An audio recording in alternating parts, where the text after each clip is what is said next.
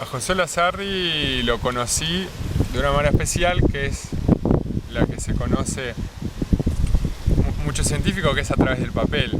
Los papeles amarillentos de la revista de la Sociedad Malacológica Uruguaya, donde él publicó muchos de sus trabajos. Yo viendo esos papeles escritos, estaban impresos en mimeógrafo, o sea, una técnica bastante vieja. Supuse que él no estaba vivo aún, pero bueno, allá me fueron a desayunar de que sí, que estaba vivo, que vivía en Mercedes y que aún tenía su colección. Entonces me puse en contacto, ya por medios más modernos como el mail y el celular, y fui a la casa y bueno, vi que con certeza tenía su colección de una manera muy particular, que era en cajas de galletita. Era muy simpático eso. Y bueno, y 2 o 3 veces fui así nomás a conversar de pasada, y en un momento le pedí para ir 5 días a su casa a estudiar completamente la colección, una parte que me interesaba mucho, de un grupo de almejas. Allá estuve comiendo con aquellas latas en un altillo que él tiene en su casa, y bueno, sin duda es una colección muy valiosa que posteriormente él donó al Museo Nacional de Historia Natural. Dentro de esas latas, una parte importante de su colección era una especie que se llama Pomela megastoma, que es un caracol muy grande, muy bonito, y que es endémico del Uruguay, por lo cual enseguida me interesé en conocer la distribución de este animal. Años después, leyendo algunos libros, comencé a leer que habían varias teorías acerca del nombre del río Uruguay. Y una de ellas era que era Río de los Caracoles, y más exactamente de un tipo de caracoles que eran estos, los Pomela megastoma, o el grupo que integran Pomela megastoma. Con lo cual, dentro de las varias hipótesis, me parecía más razonable, dado que yo estudio caracoles, era muy atractivo para mí, y comencé entonces a buscarle un poco aquellos datos que apoyaban esa teoría.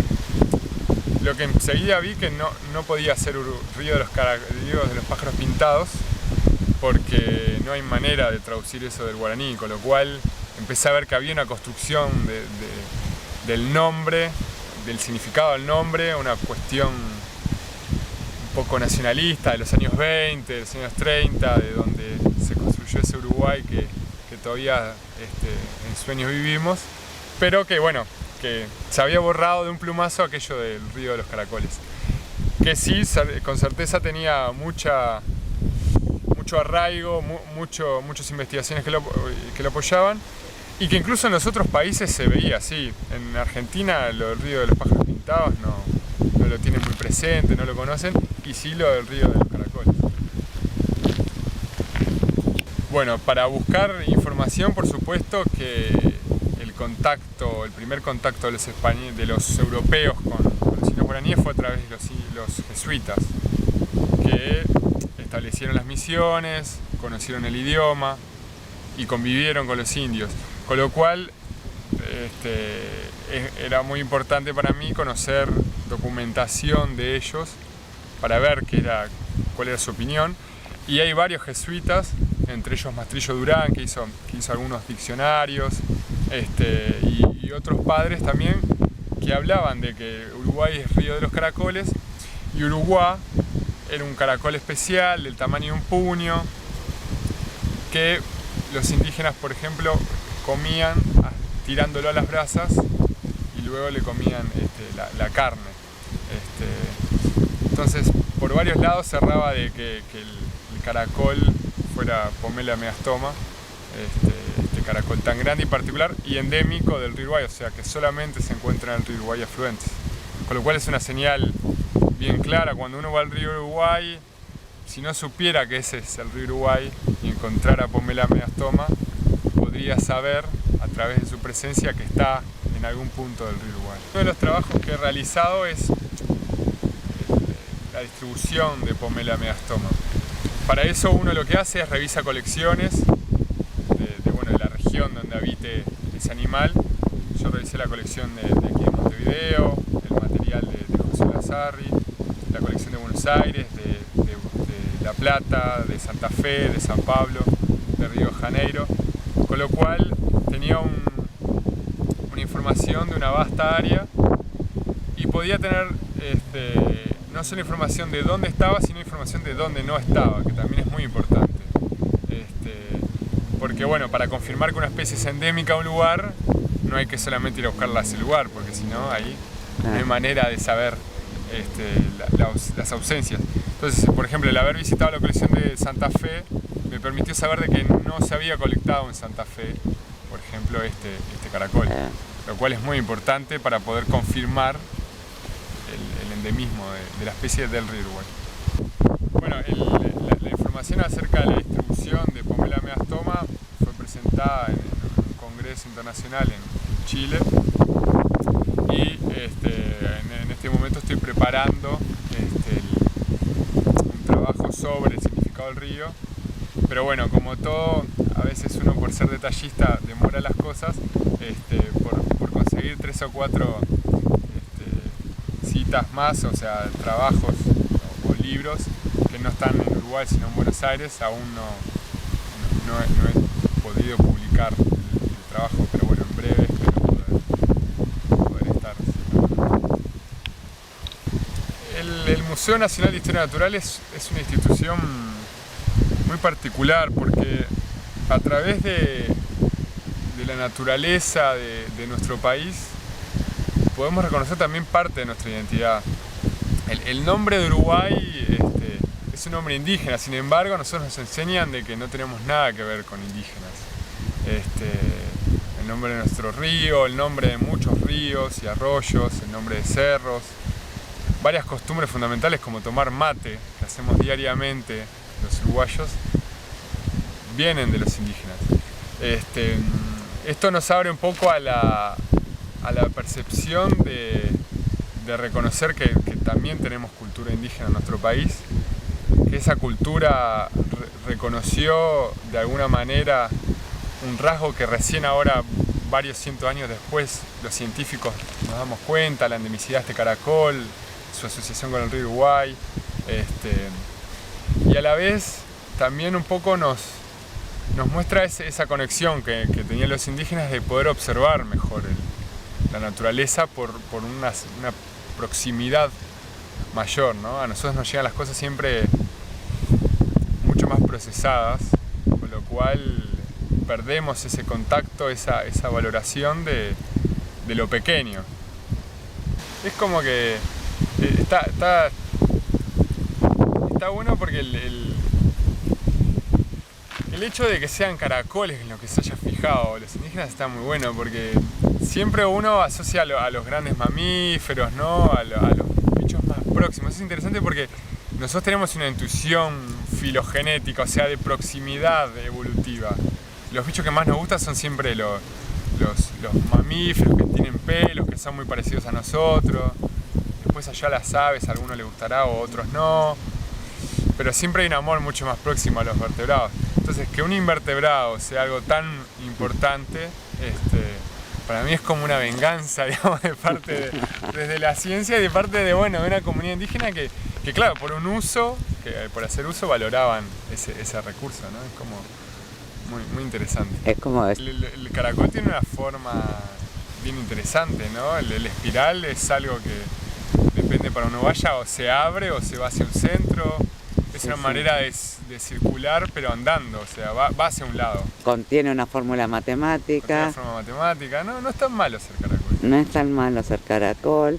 Tiene sistema de reproducción a veces extraño. Algunos caracoles son hermafroditas, algunos tienen los sexos separados.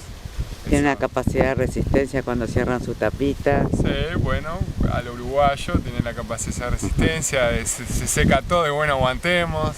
Cuando no, está todo bien, andan por ahí, sí. Y también decías que le gustaba la vida rápida, ¿no? El agua que circulaba.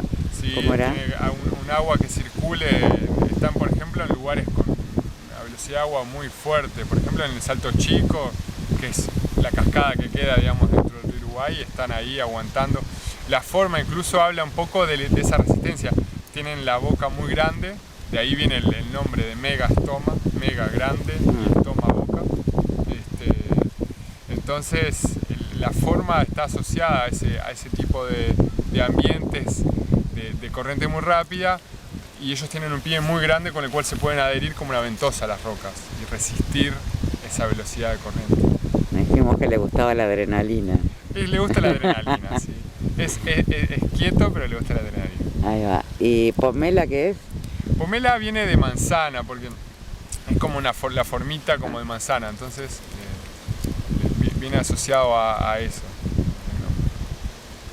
Y el audio.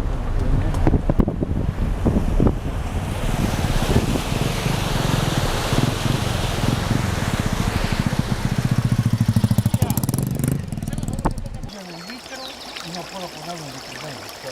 Esa es la verdad la cosa. No, pero... Por eso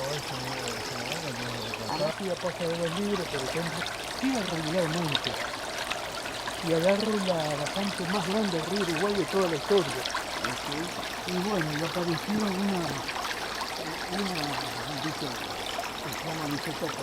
una sociedad que, valga la ingenuidad, era científico-deportiva. Éramos todos estudiantes de agronomía, de preparatorios de agronomía. Entonces, en lo científico por un lado y lo deportivo de caza y pesca por el otro. Tienen que acordarse que eran otro tiempo donde nadie pensaba que hacía daño cazando, y además había realmente fauna. Hacíamos largos campamentos. A la vez, alguna ocasión juntamos algo interesante, que llevamos al Museo Nacional de Historia Natural para que nos lo identificaran. Y ahí la gente que estaba nos empujó de alguna manera, porque claro, éramos muchachos jóvenes con todo el entusiasmo de la colecta, y ellos eran mayores y no tenían tiempo para andar saliendo como se precisaba. Entonces nos dan, para facilitarnos, nos dan pasajes en el ferrocarril de segunda, que es una cosa realmente incómoda, asientos de madera, demoras inmensas, un transbordo en salto. Lo que queríamos ir a Ortigas, por aquello que los biólogos en general quieren, más que nada, llegar al sitio más lejos posible. Y entonces hicimos campamentos de mucha extensión de tiempo, 30 días, 45 días, hasta 3 meses. Los 2 más grandes que hicimos fue en Bernabé Rivera, o sea Allende, en Yacaré-Cururú, y muy cerca de la frontera, y frontera con Brasil naturalmente, y en la Rosera San Gregorio, en Colonia Palma, en Artigas, que después llevé a todos mis amigos ahí. Era un sitio muy curioso, todavía se pagaban vales a los que trabajaban. Fueron una experiencia, no puedo hablar de caracoles, puedo hablar de vida. Ahí junté mis primeras pomelas megastomas, porque realmente era un elemento común, de tal manera como el sapo cururú, que es un sapo muy grande, de este tamaño, que se ve bien en las noches cuando uno sale con una luz. Se ven las pomelas y se ven los sapos. Pero además eran muchas cosas las que juntábamos. Vamos a hacer algo mucho más científico todavía, porque ahí agregábamos una ficha de descripción de cada ambiente, una ficha de tamaños, o sea, hicimos una planilla en la cual poníamos tamaños, grados de tamaño, suponer, digamos, de 15 a 18 milímetros, por esos caracoles que son en forma de disco, y ahí poniéndolo simplemente anotábamos rápidamente una libreta de campo. Las conclusiones después las trabajábamos, las sacamos acá. De primera, claro, con 5, 6 o 10 o 20 no pasaba nada. Pero después empezamos a ver inclusive la diversidad maravillosa que tiene un charquito, un humilde charco de cualquier arroyito del Uruguay. Y también más la particularidad de la fauna, de la malacofauna del río. El río que, por ejemplo, el río Uruguay, dicho sea de paso, un nombre muy discutido, que verdaderamente yo saldría sin ningún tipo de interés para el lado del río Los Caracoles, porque el río de los pájaros pintados realmente no tiene una traducción en guaraní que uno pueda agarrarla de alguna manera. Sabemos que I es agua, aunque hay varias I en guaraní, pero esa I que es media gutural es agua, pero ese Uruguay, en fin, es un aspecto lateral que no viene al caso. Encontramos además en esas islas, todavía no estaban las represas Salto Grande, fue antes del 78, y en esas islas hermosísimas que había en el medio Uruguay, la Zapallo, la Caña, en Itacumbú, frente a Itacumbú, unos campos muy extensos que eran un latifundio que después fue expropiado.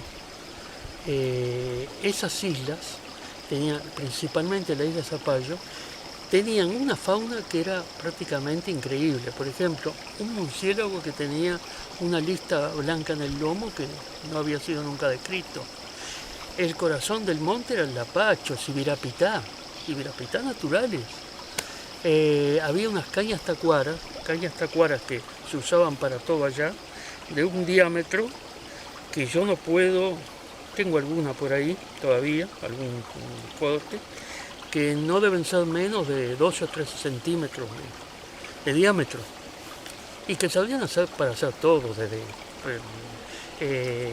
sillas, mesas, camas, techos, de todo. Y entonces aquello era inclusive un caracol así, de este tamaño, que era la primera vez que se encontraba, y hermosísimo, con la boca blanca y todo marmolado, que se llama Antinus, género Antinus, que fue por primera vez encontrado también allá. Todo eso hizo que más me interesara el asunto y más siguiera ya definitivamente con los caracoles. Pese a que tuvimos algún desliz biológico, porque tuve un tiempo en Panamá, en una isla en la selva, en la cual estudiamos arañas, comportamiento de arañas. Era un lugar que depende del Smithsonian Institution, que es el museo más grande del mundo. Y de todas maneras, esas primeras colecciones tenían algo que se podría decir totalmente precario en estos tiempos.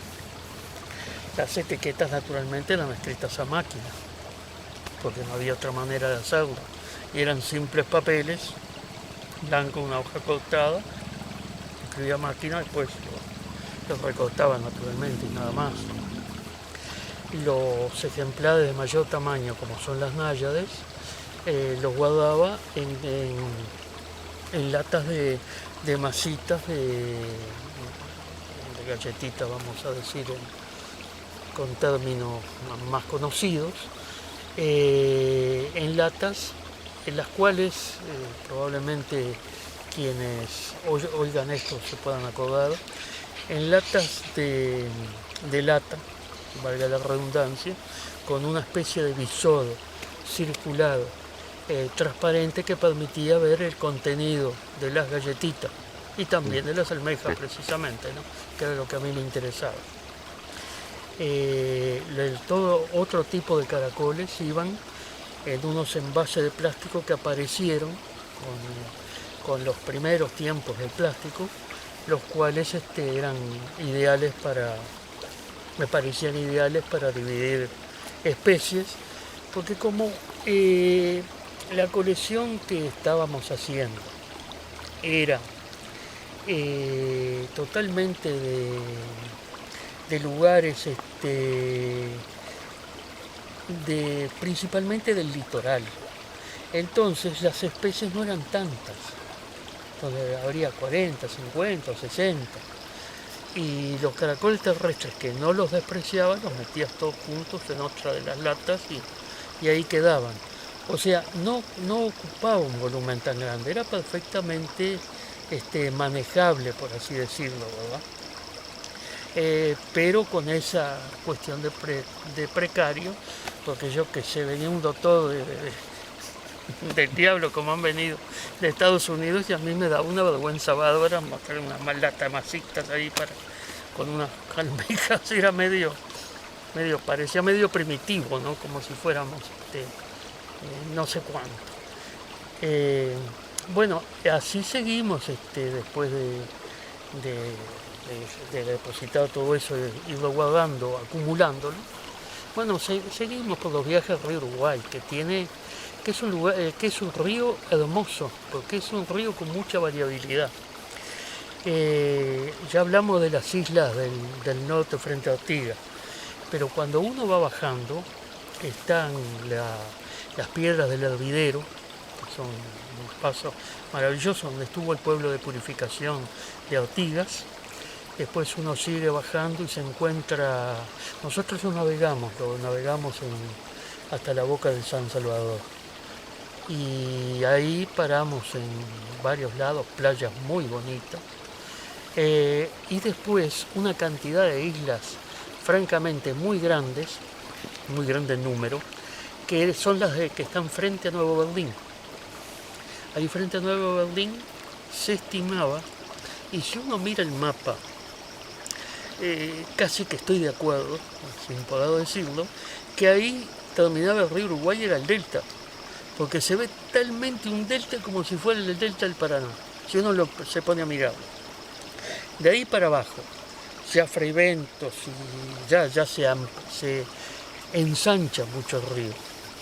Y ya, digamos, es la etapa de deposición del río, y ya hay playas de arena hermosas, y se abre hasta no hay prácticamente islas, ya casi hay algunas, pero muy pocas, y hasta que llega la desembocadura en el río La Plata, que es el kilómetro cero del río Uruguay, que es Punta Gorda. Punta Gorda es un lugar espléndido, que se supone además que fue tal vez uno de los primeros lugares donde llegó el conquistador español, ¿no? Y decimos conquistador español porque aparentemente hubo portugueses que llegaron antes, no sabemos si hasta Punta Gorda. Pero el río Uruguay además es un río que es grande, no parece tan grande a nivel sudamericano, pero comparándolo con otros ríos, o los ríos españoles, o no tanto el Rin, por ejemplo, pero con los ríos españoles, es verdaderamente mucho más considerable, ¿no? Llama la atención realmente, ¿no? Y a la vista está, los que puedan recordar, el puente que nos une al el camino que después va a Gualeguaychú, la entidad que tiene. Inclusive la zona de bañados del lado argentino, porque el lado uruguayo son barranca y playa, del lado argentino son bañados muy grandes que también tienen una fauna malacológica muy interesante. Cosas curiosas en esos viajes a Ortigas, por ejemplo, a la vuelta de uno de ellos, habíamos juntado en una damajuana, traíamos un montón de pescaditos, porque hay peces muy interesantes en realidad, mezclado también con los caracolitos, es totalmente lógico. Pero ¿qué pasaba? ¿Se acuerdan que les había dicho que había un transbordo? Entonces, de noche, como no teníamos absolutamente un solo peso, porque claro, primero no los teníamos ni al salir, pero después de 3 meses ni que hablar, era absolutamente nada, ¿no? Entonces fuimos a parar a la plaza, y la plaza, la que se llama en Salto Plaza Vieja, la de abajo, la de más cerca del río Uruguay, por decirlo de alguna manera, y enfrente está la jefatura. Y cuando vieron 3 tipos con una damajuana, ¿no? Pensaron que era evidentemente caña blanca traída de Brasil de contrabando, ¿verdad? Ujú. Entonces cruza un policía y dice, ¿qué tienen ahí? Unos pescaditos para adentro. Bueno, allí fuimos con nuestra dama Juana y claro, había un oficial, y evidentemente el oficial no, son pescaditos. No. Bueno, tuvimos la suerte de pasar una muy buena noche, claro que en una celda, y que hablar, pero no detenidos, que de otra forma teníamos que haber pasado en un banco de una plaza.